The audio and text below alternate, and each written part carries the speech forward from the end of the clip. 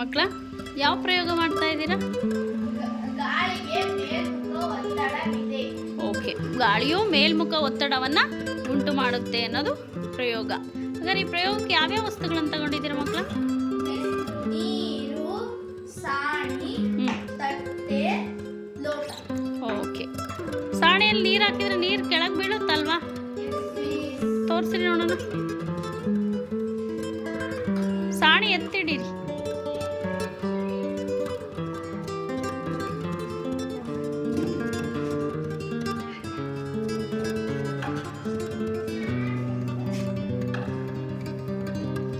ಜರಡಿ ಮೇಲೆ ಎತ್ತಪ್ಪ. ನೀರೆಲ್ಲ ಬಿದ್ದೋಯ್ತಲ್ವಾ? ಹಾಗಾದ್ರೆ ಜರಡಿಯಲ್ಲಿ ನೀರು ಬೀಳ್ದೋ ಥರ ನೋಡ್ಬೋದಲ್ವಾ?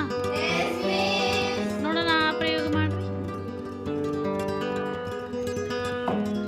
ಪೂರ್ತಿ ಅಕ್ಕ ನೀರು.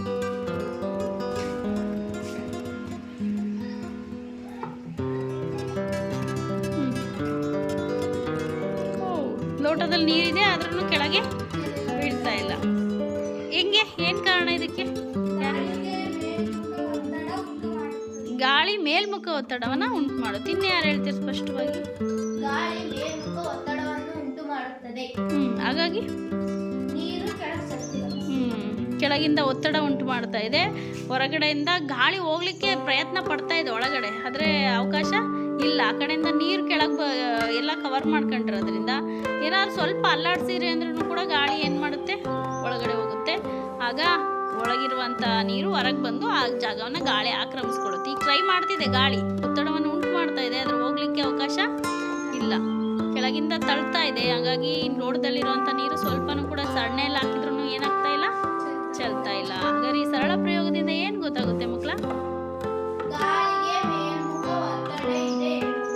ವೆರಿ ಗುಡ್, ಒತ್ತಡ ಇದೆ ಅನ್ನೋದು ಗೊತ್ತಾಗುತ್ತೆ. ಹಾಗಾದ್ರೆ ಈಗ ನೋಡೋಣ, ಲೋಟನ ಸ್ವಲ್ಪ ಗಾಳಿ ಹೋಗ್ಲಿಕ್ಕೆ ಅವಕಾಶ ಮಾಡಿಕೊಡ್ರಿ.